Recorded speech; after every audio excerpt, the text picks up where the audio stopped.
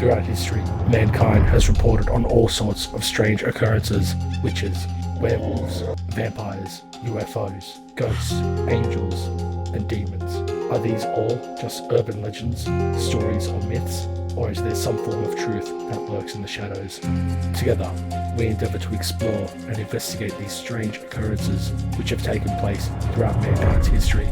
Together, we are ETFW. Welcome to the library. Deep in the heart of West Virginia, surrounded by sweeping grounds and green lawns, there is a beautiful long building with a tall steeple in the centre. It looks like an expensive boarding school or an attractively weathered manor house. The structure is neither.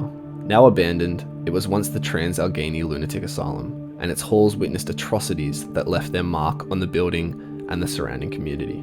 The asylum wasn't always a nightmarish facility.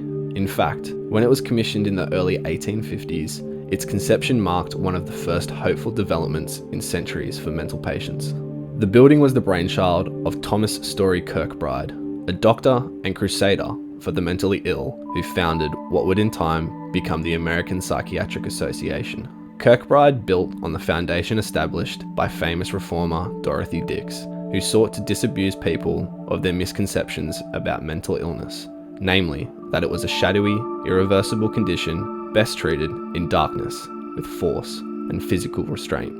Kirkbride emphasised the importance of light and fresh air, suggesting that asylums be built as long halls with 12-foot ceilings and ventilation that allowed for cross breezes. He also emphasised freedom. Mental patients, he felt, should be allowed to roam as much as possible and find stimulation for their minds.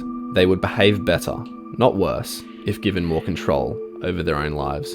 His ideas inspired the construction of the 73 Kirkbride hospitals across the country in the second half of the 19th century, including the Trans Allegheny Lunatic Asylum. When it opened its doors in 1863, the Trans Allegheny Lunatic Asylum, renamed the West Virginia Hospital for the Insane, was a model of Thomas Kirkbride's idea.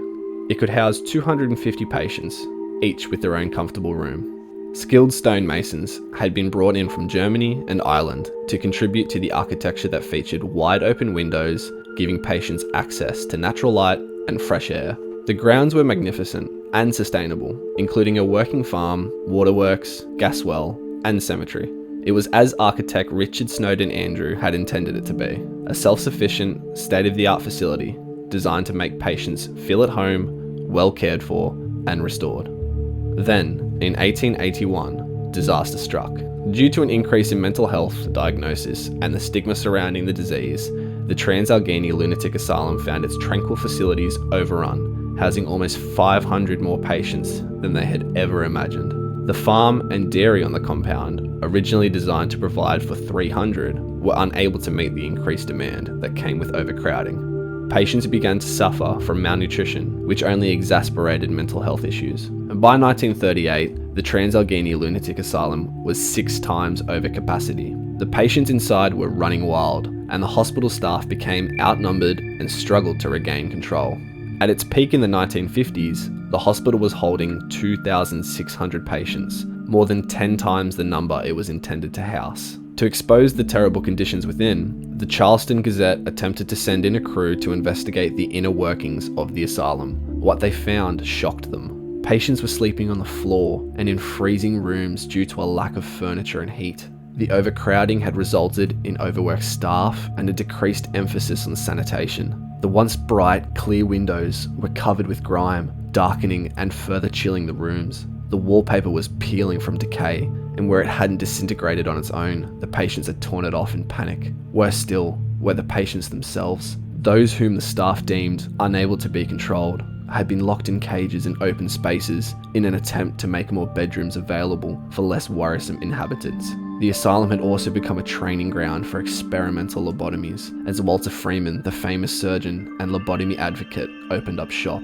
In the course of his lifetime, Freeman performed some 4,000 lobotomies, leaving sometimes perfectly healthy patients with lasting physical and cognitive damage. His ice pick method, which involves slipping a thin, pointed rod-like ice pick into the patient's eye socket and using a hammer to force it to sever the connective tissue in the brain's prefrontal cortex. By the time the asylum closed, only one part of the grounds had been expanded to accommodate for the new demand, the graveyard. The expose published by the Gazette spurred a movement to close down the hospital, but it wasn't until 1994, after more than 100 years of squalor, that the Trans Allegheny Lunatic Asylum closed its doors forever. Now the once ornate building, intended for healing, but destined for destruction, sits abandoned, as if the patients simply vanished into thin air. Rooms are still filled with medical equipment and decrepit furniture, and wheelchairs sit in the hallways.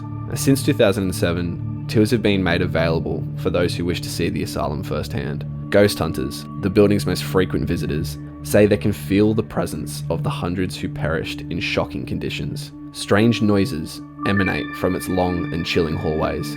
Among reports of people hearing screaming from rooms throughout the asylum, strange temperature drops, and the constant feeling of negative energy have given the Trans Allegheny Asylum the title for one of the most haunted asylums in the United States. Would you be brave enough to stay the night? If you enjoyed this video, please make sure to hit the like button. And if you are new to the channel, feel free to subscribe for more chilling content. Until next time, we are ETFW.